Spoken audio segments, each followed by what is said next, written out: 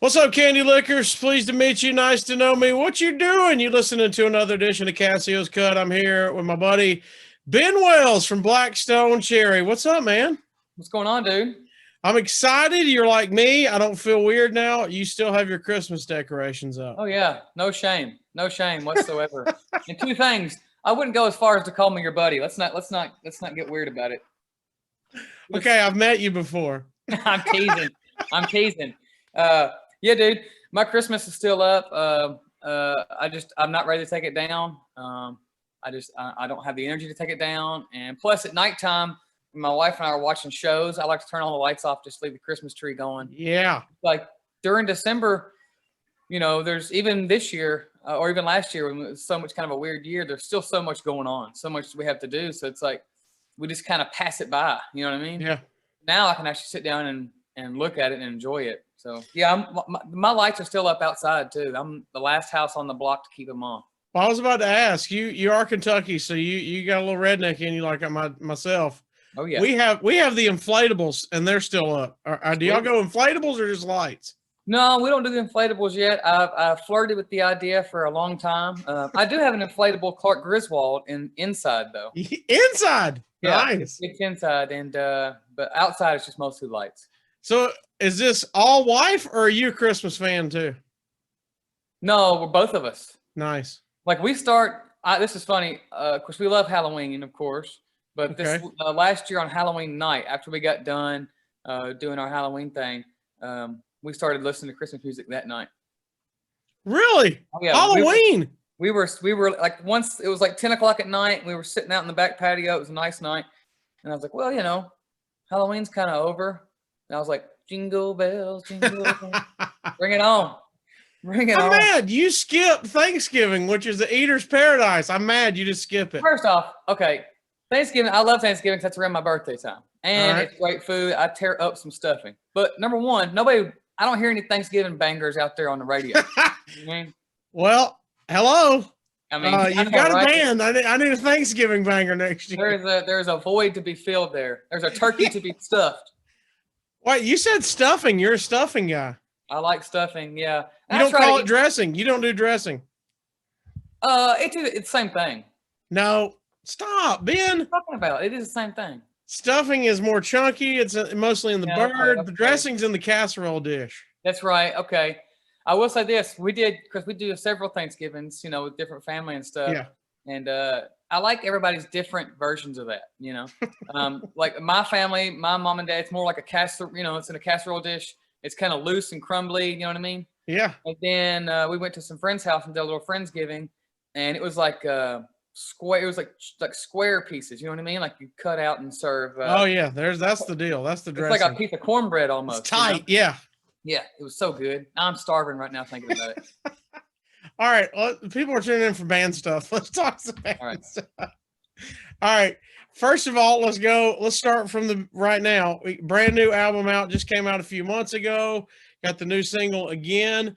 Talk about, I wanted to ask, how much of this did you have before pandemic, or is this all pandemic album? Is there a pandemic going on? A little bit. Oh. People are getting the sniffles. Let's see here. So the majority of the ideas we've had for several years, like one of the songs on there, it's called Ride.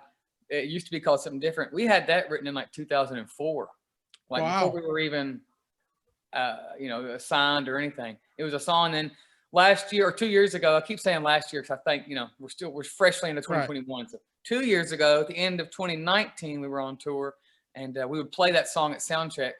And we had a lot of people, some of our crew members and stuff would come and say, man, what was that song y'all were jamming on? And we're like, oh, it's something we've had for years, blah, blah. And we were like, man, people are reacting to that, we should look at putting it on the album. So we changed some lyrics around because some of the lyrics were kind of, old school. And, we read them when we were in high school, so it didn't really make any sense. So we changed it around and we put that on the album. And then there were some other bits and pieces musically that we had like from 2016, 2017, just laying around but never finished.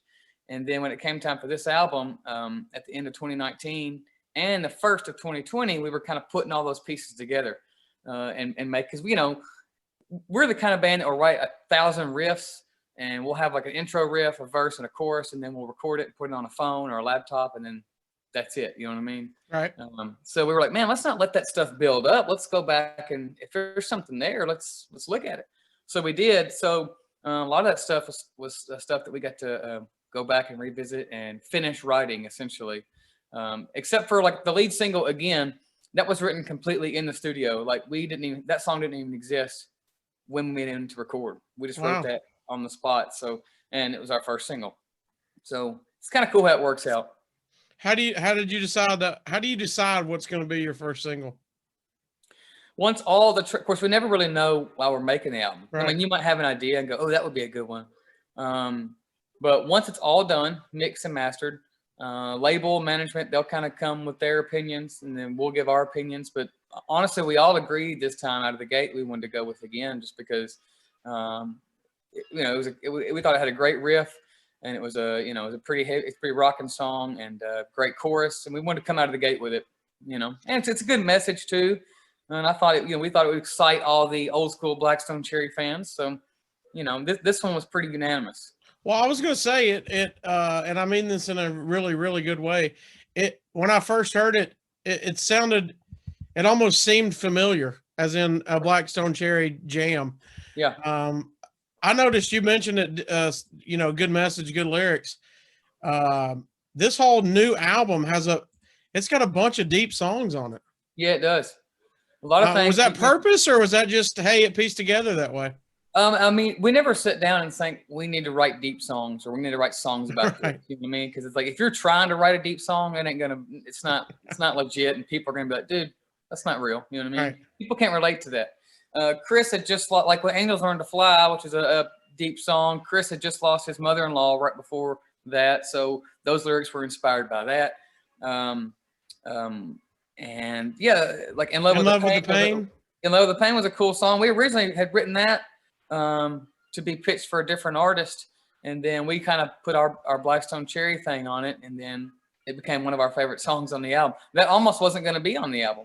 We were like, well, we don't know. Does it sound like us? Does it not sound like us? And then we kind of look at each other and go, well, what does us sound like?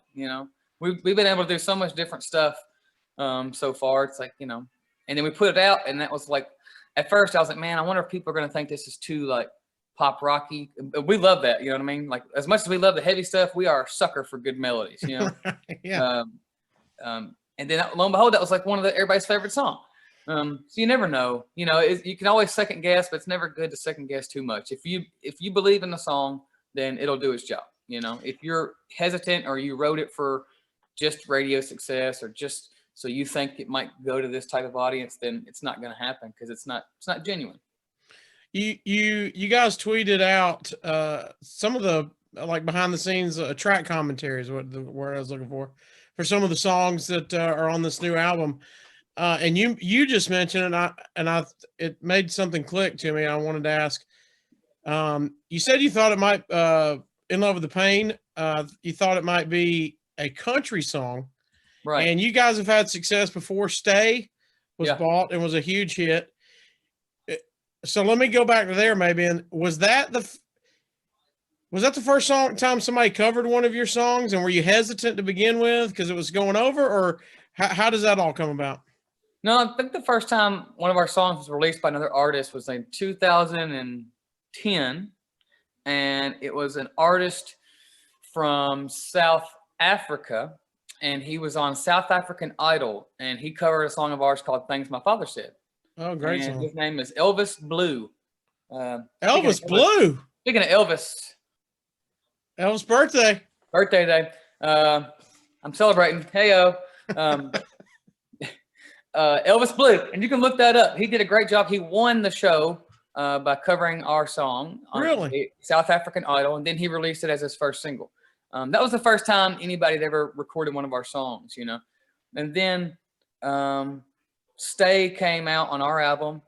We got to know Florida Georgia Line because we had written some songs with them before they exploded, And they always said, man, we love that song, Stay. And then they cut it and put it on their first album, and we found out it was going to be a single. We were thrilled. Like, people were like, did y'all get mad? Did you let them do that? And I'm like, yeah, we did. I mean, you know, we're not just a band, we're songwriters. So anytime somebody thinks your song is good enough to put on their album, that's a huge compliment, you know? And that's one of the greatest as a songwriter. So we were thrilled. And now you can afford 2 Christmas trees. That was a good deal. So when did They're all fake though. So after that, did you switch it? I mean, when does it switch where you go, I know you said you're songwriters, but when do you go, hey, I'm writing this and this might be somebody else's song? You know, I feel like as an artist, you might want to go, these are my babies. I want all these. But when does it ever switch where you go, you know what? I can see that somebody else doing this. I think we do that a lot. I mean, most of the time when we write, we're writing for us. You know what I mean? We has our style and our melody and our type of riffs and phrasing and stuff like that. Now, there will be some times where we will listen back to songs and go, or while we're writing a song, we kind of go, man, this is a great song. I don't know if it's one of our songs, but it's a great song. So let's finish it and see where it can go. Let's try to pitch this thing, you know? Kind of like what happened with In Love with the Pain. But then we just kept coming back to that and listened to it because we all loved the chorus. And we just said, look, let's rock it up a little bit and put our stamp on it. And we're like, Chris, why don't you go in there and sing it? And let's not think about somebody else singing, you know, get those other artists out of our mind. Let's us do it. Cause you know, it's a song we wrote. And then when we did that, it was like, man, this sounds great. You know, I'm glad we did. I'm glad we ended up doing that because I love that song and I'm glad it's on the album. Let's talk about how you guys have been lucky enough to sneak in a few socially distanced pandemic shows here. How has that been? How is the new, I guess from the stage side, how are social distance shows to you now? I mean, they definitely look different than what we're used to, you know, but honestly, for us, it's the thrill of being able to go play has been amazing. You know, we did like maybe 8 shows total last year, 8 or 9. And we would normally do that in like a week and a half, you know?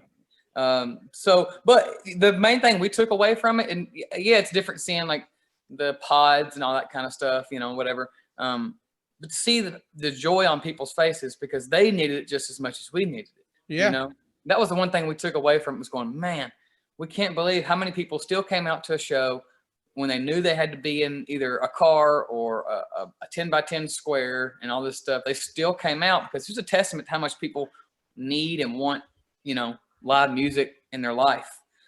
So we were happy to give it to them. That's exciting, man. And it's just going to get more and more like that as well. Before we get into the countdown, which we usually end the show, I thought this was a cool project. A lot of people bake and learned how to bake during the pandemic or learned something during the pandemic. You started a clothing line. Yeah.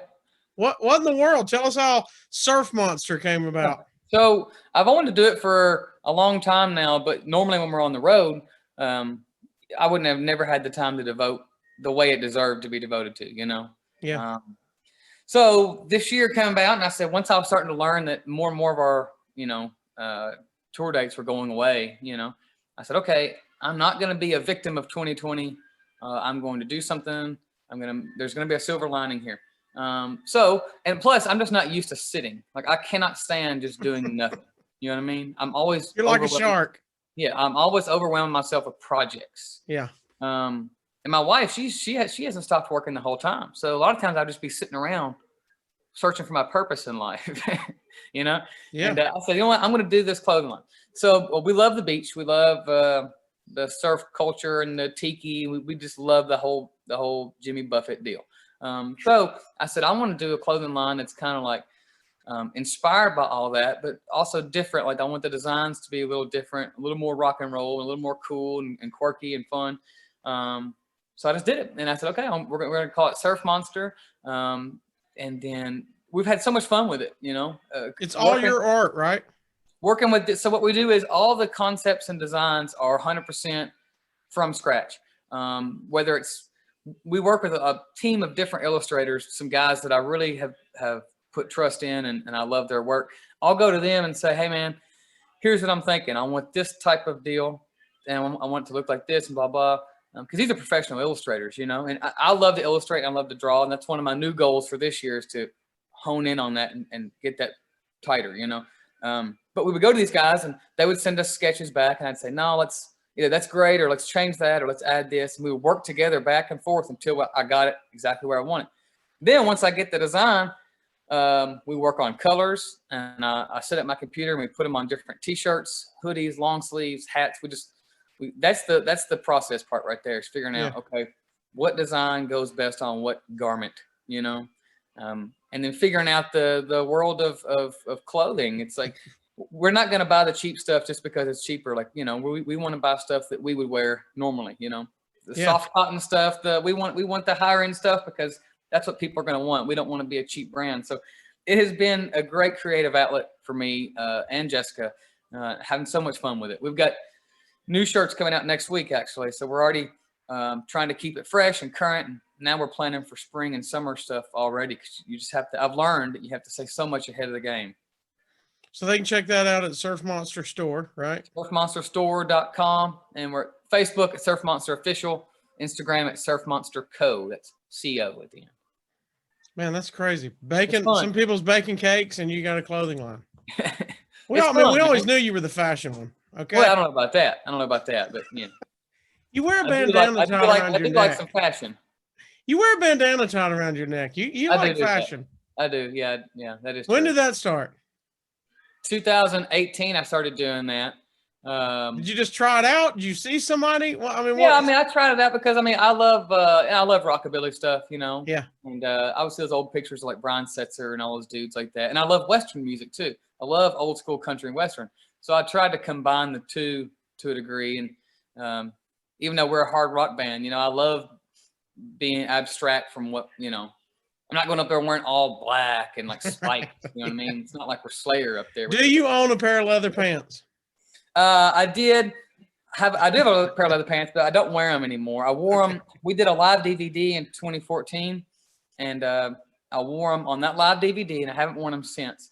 I just they're really cool and fun, but I'm not Slash, meaning that I can't pull them off like Slash does. I don't look cool. I do not look cool in them.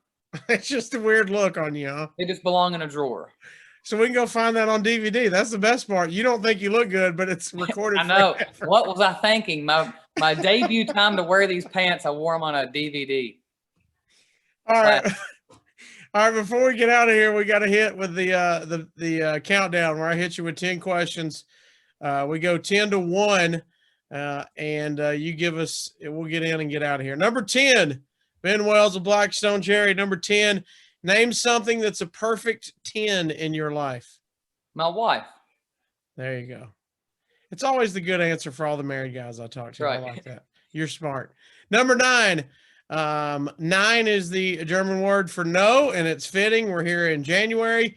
Name something you writing off for the new year. Name something. It could be food, or it could be some kind of anything. It could be something you don't want to see anymore. Something you want out of your life. I've been trying to eat less. I always try to eat less. I always try to avoid fried food completely. But I'm a potato chip hound, so I'm trying to get rid of potato chips. Oh, potato chip hound. What's your weakness? The barbecue poppables. It's so bad. Poppables are so good. I eat a bag of them, dude. Well, that's the problem. They're supposed to be, quote, healthy for you, and then you eat 1,000 times more. Yeah, then you eat a whole bag, and you're like, dang. Yeah. Before you get out of the potato chip game, I just tried the Game Day chili. They're pretty good from Lay's. All right. Pretty good chip. I like your feedback. All right. Let's see. Number 8. What do you want your last meal to be? What's the last thing you ate when Ben Wells goes out? You can mix and match. It could be from restaurants, home cooking, wherever it's from. It doesn't matter. I want top to bottom. We need apps. We need dessert if you want it. Drinks. What do you got? So we're gonna have chips and salsa and guacamole. I could eat my entire weight in that. From anywhere? From our local restaurant here called Garcia's, which is the best Mexican restaurant on the planet. And that's in Kentucky. Yes, I'm going there tonight. Actually, I cannot wait. I make plans. We're celebrating Elvis's birthday. I'm getting a cake. It's a whole deal. So chips and salsa and guacamole, side of cheese dip. I'm gonna have a meatloaf dinner with some green beans, some mashed potatoes, some peas on top of the mashed potatoes, like a little bird's nest. Nicely done. And then we're gonna have a side of macaroni. Then we're gonna get some dressing. Is this all home cooked? Yeah, it's all home cooked. From you? From mom? No, this is from I'll do this from my mother and my nana. That's the Okay. best meatloaf and mashed potatoes deal. And then we're gonna have also from Garcia's. They had made the best skinny margaritas. Essentially, it's a margarita just without a lot of the pre-made juice, so it's the bomb. Okay. You just line those up, keep those coming all night long. It's like the poppables; they're lighter, so you can have yes. one. Okay. Yes, you feel better about yourself after. I don't like I'm gonna get some popcorn shrimp from any random seafood place in Florida. Will be good with me too. Okay. That Dessert? Are you a dessert guy? I'm not a big dessert guy, but this is gonna be my last deal, so I'll get like one of those hot fudge brownies. It's like hot on top of big old scoop of vanilla bean ice cream. All right. Let me go back to the and a family bag of Twizzlers, please. Twizzlers. Oh, there's your sugar too. Yeah. Do you put Twizzlers on your rider? So I quit Twizzlers in 2016. It was a little bit of an addiction. That sounds like a problem. Yeah, it was. We would get family bags on the rider, and I would sit there and just grab 4. You don't just grab one. You're not a loser. Just grab one Twizzler. Okay. You grab a handful, and then you're sitting there. I couldn't go to the movies without them, and I couldn't watch a movie at home without them. I was like, I had to have Twizzlers. Oh gosh. And so then I was like, you know what? Like, I need to stop eating Twizzlers. This is not good for me to eat this many. Was everybody making fun of you? Was it a wife thing, or it became a thing? Like even fans would come and bring me Twizzlers too, because they just knew I love Twizzlers, you know. And I appreciated it because I ate the hell out of them. But I was like, this is a lot of candy. Maybe I should stop eating it. And it's so hard because I'll walk by the aisle and see them, and I'm like, oh, I miss you so much. Has anything since 16 approached Twizzler level on the sweet side? No, I've tried to do a lot of sweet. That was my one sweet thing. Like I was never like a huge, like when I was younger, I would eat Starburst all the time. And I do love Starburst. The pink ones, you can't beat that. But I would never just go to the store and grab a Snickers, or do this and this and this. It was always that kind of the fruity, chewy stuff. Don't pick up the sweet tart ropes then if you see them. Yeah. See, I never have another addiction on that. I mean, but I look at them all the time, but don't do it. Okay, I won't do it. You'll go back into the dark hole you were in. I don't need to go into the abyss anymore. Let me go one follow-up. You went chips, salsa, guac, and cheese dip. Are you double dipping? Like I like to go cheese dip and then into the salsa. I've done that. That's a nice combo. Yeah. Do you dip in the double dip in the guac? But I'm not gonna put the guac in the salsa. No. Okay, good. All right, cheese dip and salsa is the way to go. Yeah. All right, let's go to number 7. When you were 7 years old-ish, what did you want to be when you grew up? Definitely I wanted to be Elvis Presley. Really? 100%. Like I was obsessed with Elvis, elementary school all the way through. That was just my deal. So I wanted to be an entertainer and play rock and roll. So the whole time, that was awesome. Yeah. Number 6, how do you want to end up 6 feet under? You just had your last meal. What's the perfect way to go out? Like, how do I want to die? Yeah. Damn. It took a turn. I guess peacefully in my sleep. I don't want to feel any pain. I don't want to be sad. So just, I want to be comfortable, content, and ready to go. Well, I want like I want to die in a jet ski accident where we collide. Me and just a random one. They've already jumped off. They're safe, of course. Gotcha. But it's a burst, so I don't feel anything. Yeah, it's a quick deal.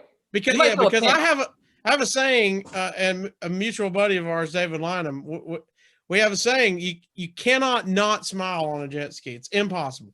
Right? Yeah. If you're not smiling on a jet ski, you're that guy on Tiger King at the very end, just riding. Oh, well, if you're doing the cool mode, that's a different. Yeah.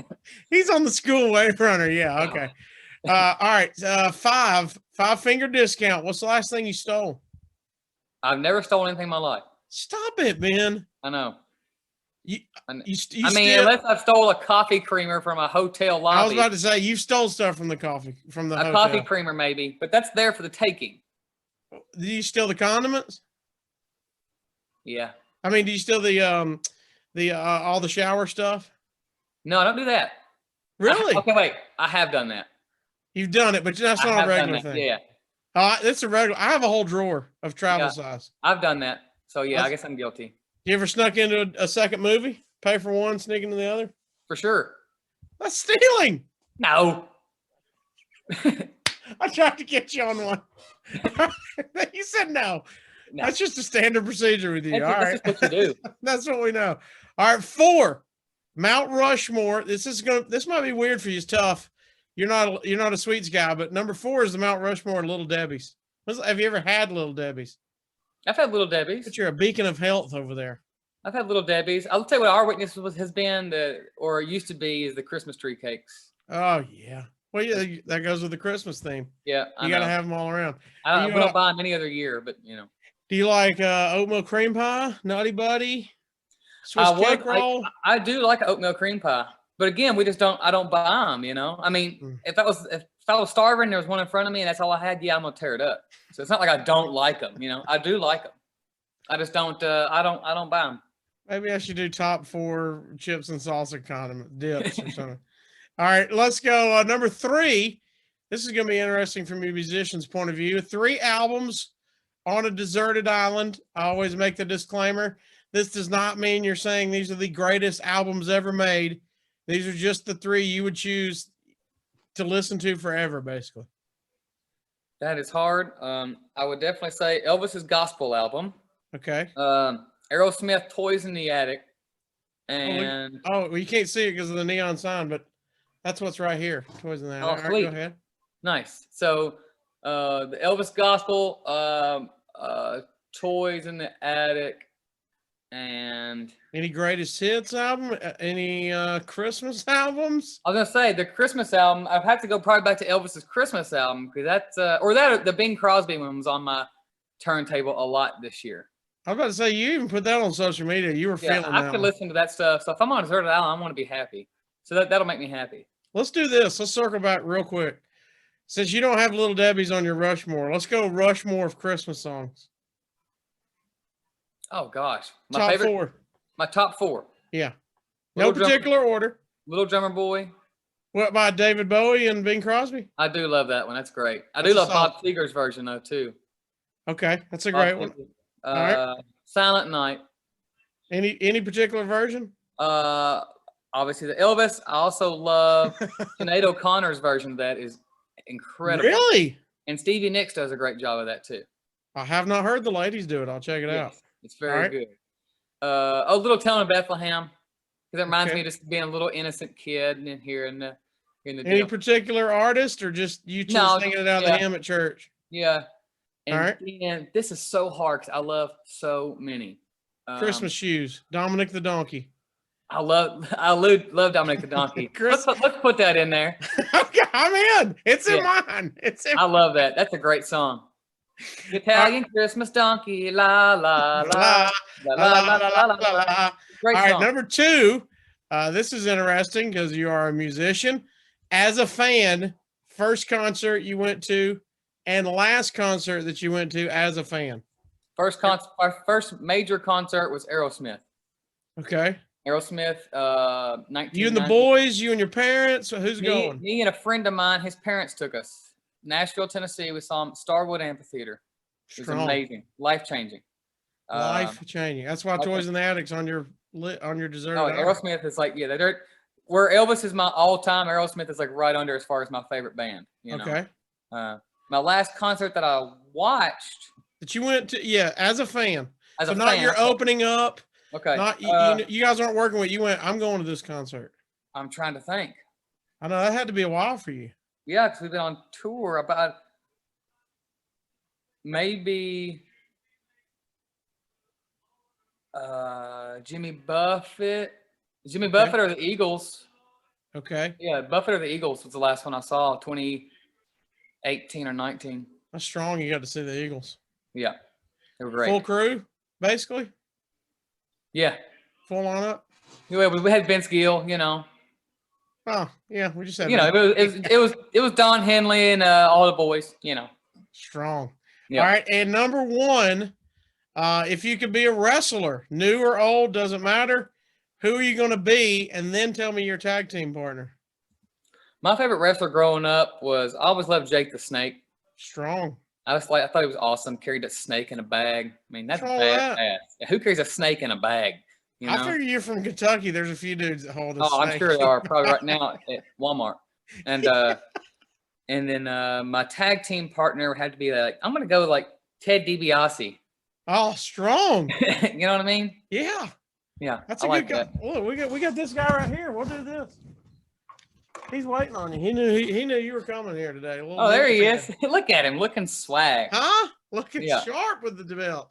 I like it. That's a good. Jake the Snake with Ted DiBiase. Y'all are dirty, man. I know. It gets weird. You are dirty. With slimy. All right, dude. I know you're a busy dude. I appreciate you hanging out with me. One more time, surfmonsterstore.com and on all the social media. Yes. And then, of course, new album is streaming everywhere, right? That's right. That's right. Y'all go check it out. And thank you very much. Always a pleasure to hang out with you, even over Zoom. Thank you, man.